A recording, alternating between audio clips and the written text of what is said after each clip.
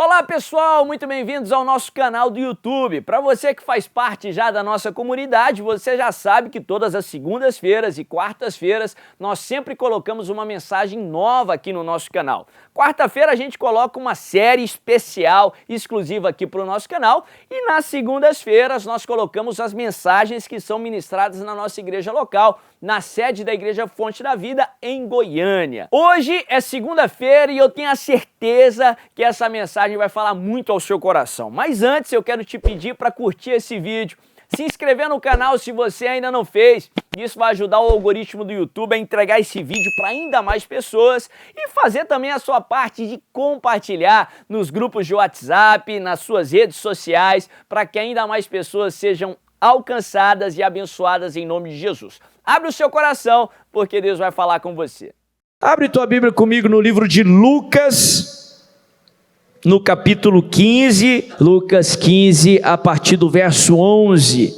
A Bíblia diz assim: Jesus continuou: um homem tinha 2 filhos. O mais novo disse ao seu pai: Pai, quero a minha parte da herança. Assim ele repartiu sua propriedade entre eles. Não muito tempo depois, o filho mais novo reuniu tudo o que tinha e foi para uma região distante.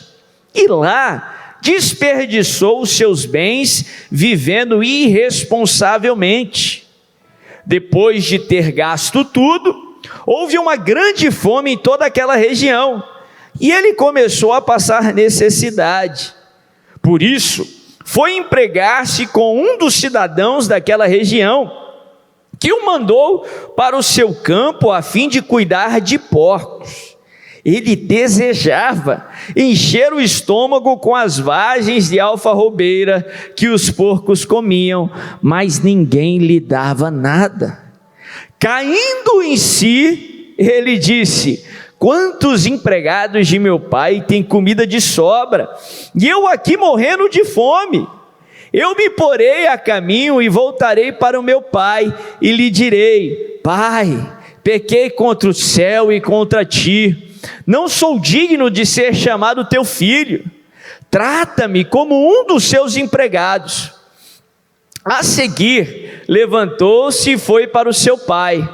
Estando ainda longe, seu pai o viu e, cheio de compaixão, correu para o seu filho e o abraçou e o beijou. E o filho lhe disse: Pai, pequei contra o céu e contra ti, não sou digno mais de ser chamado teu filho. Mas o pai disse aos seus servos: depressa, tragam a melhor roupa e vistam nele, coloquem um anel em seu dedo e calçados em seus pés, tragam um novilho gordo e matem-no, vamos fazer uma festa e alegrar-nos, pois esse meu filho estava morto e voltou à vida, estava perdido e foi achado. E começaram a festejar o seu regresso. Enquanto isso, o filho mais velho estava no campo. Quando se aproximou da casa, ouviu a música e a dança. Então chamou um dos servos e perguntou-lhe o que estava acontecendo. Este lhe respondeu: seu irmão voltou, e o seu pai matou um novilho gordo, porque o recebeu de volta são e salvo. O filho mais velho encheu-se de ira e não quis entrar. Então seu pai insistiu com ele, mas ele respondeu ao seu pai: olha, todos esses anos tenho trabalhado como um escravo ao teu serviço, e nunca desobedeci às tuas ordens, mas tu nunca me deste nem um cabrito, para eu festejar com os meus amigos. Mas quando volta para casa esse teu filho, que esbanjou os teus bens com as prostitutas, matas o novilho gordo para ele? Disse o pai: meu filho, você está sempre comigo, e tudo o que eu tenho é seu. Mas nós tínhamos que celebrar a volta desse seu irmão e alegrarmos, porque ele estava morto e voltou à vida, estava perdido e foi achado. Olha que história tremenda. No capítulo 15 do Evangelho de Lucas, Jesus ele relata sobre 3 histórias: a história da dracma perdida ou da moeda perdida, a história da ovelha perdida e a história mais conhecida, que é a história do filho pródigo ou do filho perdido. 3 histórias diferentes que relatam 3 maneiras ou 3 formas que o ser humano pode se distanciar de Deus, que o ser humano pode se ver distante de Deus. E nas 3 histórias nós aprendemos muito sobre o amor de Deus, que apesar da distância que nos encontrávamos, apesar da distância que alguns de nós se encontram, Deus não desiste de nós. Muito pelo contrário, Ele não mede esforços para te ter de volta. A história do filho pródigo não é diferente. Ao contrário das outras 2 histórias, a história do filho pródigo é a única história que mostra o personagem, o filho, se distanciando do pai por escolha própria. Ele deliberadamente, a Bíblia fala que ele insistiu com seu pai para que lhe desse a sua parte, a parte da sua herança, algo que naquele contexto sociocultural só era para ser distribuído após a morte do pai. Então a sua insistência para ter a sua herança seria o equivalente a dizer para o pai que pouco importava se o pai estava vivo ou não. O que ele queria era o que o pai tinha, era a parte dele, o que ele queria era cascar fora, era se ver distante do pai. E a Bíblia fala que mesmo contra a vontade do pai, o pai o concedeu, o pai permitiu. Aprendemos aqui um pouco sobre o que chamamos de livre-arbítrio, um presente que Deus nos deu, que é uma bênção, mas que traz consigo as suas responsabilidades. Deus, Ele tem o melhor para você. Deus quer que você desfrute da sua presença, da plenitude da sua presença, e tenha as consequências de viver em sua presença. Mas se ainda assim você não quiser o melhor que Deus tem para você, e você quiser se distanciar de Deus, Deus vai respeitar suas decisões. Ainda que Deus não queira, se você decidir ir para o inferno, Deus vai respeitar a sua decisão. Deus te ama demais para interferir nas suas escolhas, para interferir no seu livre-arbítrio. Afinal de contas, o desejo de Deus, o propósito de Deus é que nós sejamos filhos. Tem gente que pensa, poxa, mas Deus podia muito bem interferir na vontade das pessoas, impedir com que elas fossem para o inferno, impedir com que elas tivessem o tal livre-arbítrio, mas isso é completamente contra o propósito de Deus. Tem várias razões para que Deus não interfira na nossa liberdade de escolha, mas a mais simples para ilustrar, para que você possa entender um pouco, é que biblicamente quem não tem escolha é escravo. E Deus não te criou para ser escravo. Deus nos criou para sermos feitos filhos de Deus, para sermos filhos de Deus, e o filho tem direito de escolher. Escolhas certas, mas também escolhas erradas. Aquele filho deliberadamente escolheu estar distante do pai. E a Bíblia fala que ele foi para uma terra distante e gastou todo o seu dinheiro, o dinheiro do pai, a pior maneira possível. E a Bíblia fala que ele sofreu sérias consequências. Achou que sabia o que era o melhor para ele e bateu com a cara na parede. E a Bíblia fala que veio uma fome sobre a terra, ele perdeu tudo o que tinha e no final das contas ele foi trabalhar junto com os porcos, o que para aquela sociedade daquela época era literalmente o fundo do poço. Se você se lembrar um pouco do contexto do Antigo Testamento, a comunidade de Israel, os judeus não podiam comer carne de porco, eles não criavam porco, porque porco, segundo a lei, era considerado um animal impuro. Literalmente aquele contexto era considerado o extremo da sujeira, da impureza, o fundo do poço. E ele almejava ali comer comida de porco, mas não conseguia. E a Bíblia fala que no fundo do poço, uma bênção aconteceu. Uma luz no fim do túnel. A Bíblia fala que ele caiu em si. A mente começou a mudar. Os milagres começam a acontecer na sua mente. A Bíblia nos ensina que para que nós possamos experimentar a vontade do Pai, que é boa, perfeita e agradável, nós precisamos transformar a nossa mente.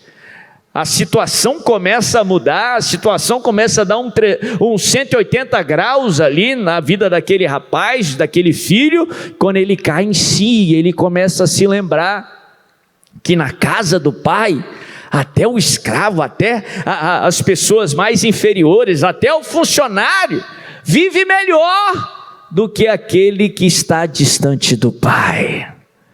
Aí ele decide: eu vou voltar para a casa do pai. E eu vou fazer um discurso para o pai. Ele ensaia um discurso, ele diz assim: eu vou dizer para o meu pai assim: pai, pequei contra ti, pequei contra Deus, eu não sou digno mais de ser chamado teu filho. E realmente ele não era. Me aceita ao menos como um dos seus trabalhadores, como um dos seus escravos. E a Bíblia fala que ele volta para a casa do pai. E é bonito que no texto a Bíblia fala que quando ele se aproxima da casa do pai, o pai o vê de longe, o que dá a entender que o pai estava procurando por ele. E a Bíblia fala que o pai não espera ele vir ao encontro dele. A Bíblia diz que o pai corre ao encontro do seu filho. Ah, meu irmão, você pode procurar na Bíblia de Gênesis a Apocalipse, você pode procurar em toda a palavra de Deus. Eu já li a Bíblia algumas vezes, você não vai ver nenhuma outra passagem que mostra uma representação que Deus, ele correu. A única passagem que mostra Deus correndo, uma representação de Deus correndo, é quando o pai ele corre para receber um filho que tinha se arrependido. Quando o pai corre para receber um filho que decidiu retornar, regressar para a casa do pai, para sua casa. E a Bíblia fala que o pai corre ao encontro do filho, o pai abraça ele, dá um beijo, aí o filho começa aquele discurso ensaiado. Ele diz: pai, pequei contra ti, pequei contra Deus, não sou digno de ser mais chamado de teu filho, me aceita apenas como um dos seus trabalhadores, como um dos seus escravos. Aí o pai interrompe aquele discurso e já dá uma ordem para os seus trabalhadores: manda matar ali um novilho gordo, vamos celebrar, porque esse meu filho estava morto e reviveu. Traz vestes novas, troca eles de vestes, põe um anel no seu dedo e coloca sandália nos seus pés, porque ele estava morto e voltou à vida. Nós devemos celebrar. Aqui nós aprendemos uma característica muito interessante de Deus, um atributo de Deus, eu posso dizer assim. Enquanto ele queria ser recebido apenas como um trabalhador, como mais um na casa do pai, a Bíblia fala que o pai, ele vai além do que ele estava pedindo. O pai excede o seu pedido. O pai não só perdoa aquele seu filho, mas a Bíblia fala que o pai pede para que tragam vestes novas sobre ele. Vestes novas na palavra de Deus é uma representação de honra. Lembra de Jacó, quando ele queria honrar José, ele fez aquele manto todo colorido, aquele manto especial, para que José fosse honrado no meio dos seus irmãos.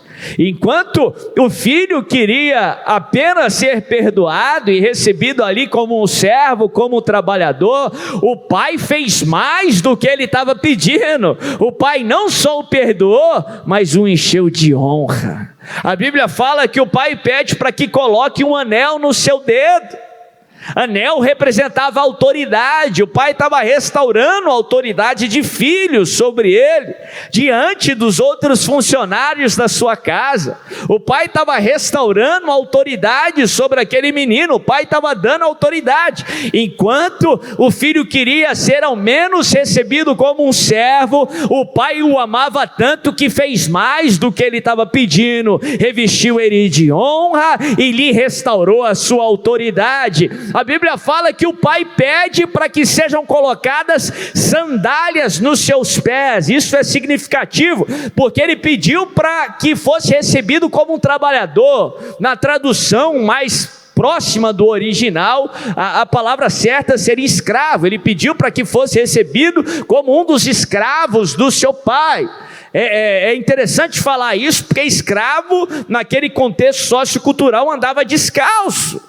O pai não só perdoou ele, o revestiu de honra, o revestiu de autoridade, mas o pai colocou calçados em seus pés. Em outras palavras, o pai não o receberia como escravo. O pai estava testificando diante de todos que aquele era seu filho e ele viveria como filho na casa do pai. Em outras palavras, o pai o amava tanto que o pai estava fazendo muito mais do que o que ele estava pedindo. Em outras palavras, o pai te ama tanto que ele sempre vai fazer infinitamente mais do que o que você está pedindo. Você está pedindo talvez uma cura, uma porta aberta, a restauração da sua família. Ele não só vai te dar a cura, a porta aberta, a restauração da sua família, mas ele vai te dar vestes novas, ele vai te encher de honra, ele vai te dar dupla honra para cada vergonha que você passar,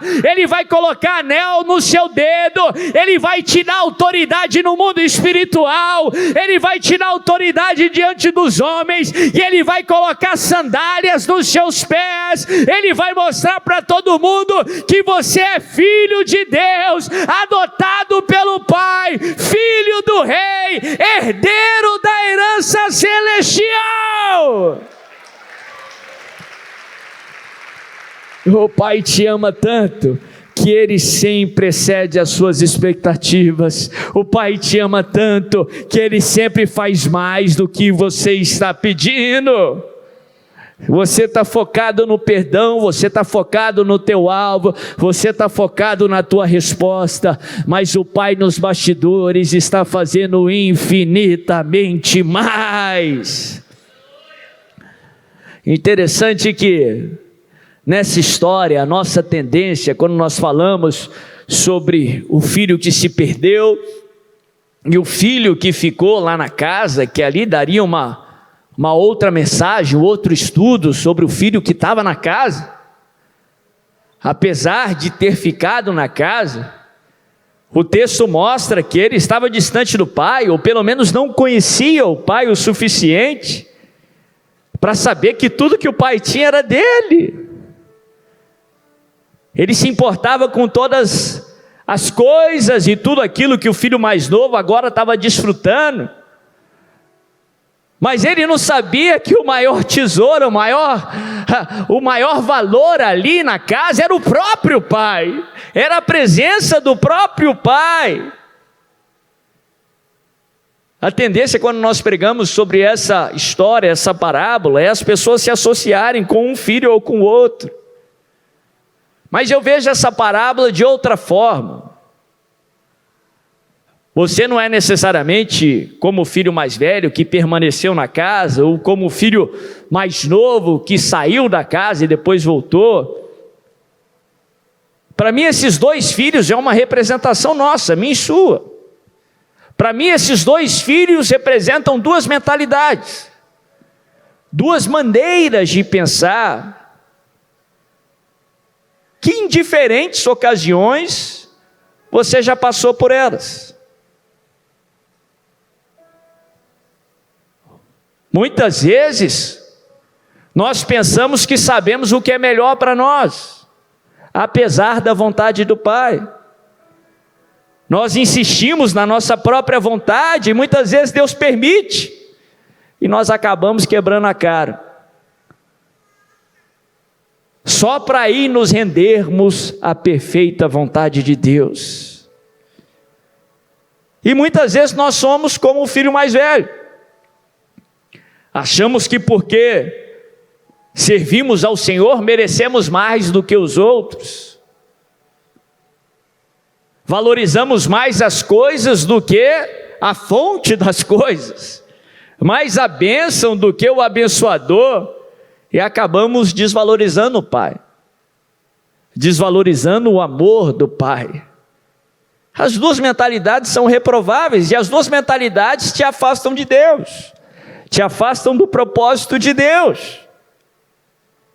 É importante ter ciência disso, para lutar contra essas mentalidades, para transformar a tua mente, para aí você experimentar a boa, perfeita e agradável vontade de Deus.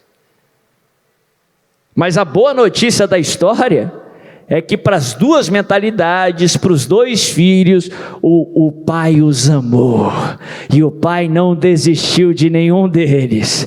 Pelo contrário, quando o filho decidiu voltar, ele correu ao encontro do filho, e quando o filho mais velho deu ali a sua teimosia, quando ele ficou obstinado, não quis entrar na festa, expondo o pai diante dos outros, ainda assim o pai foi lá insistir com ele, ainda assim o pai foi paciente com ele, ainda assim o pai o amou, ainda assim o pai o abençoou. Deus te ama tanto que ele jamais desiste de você. Deus te ama tanto que ele sempre vai fazer mais do que você está pedindo.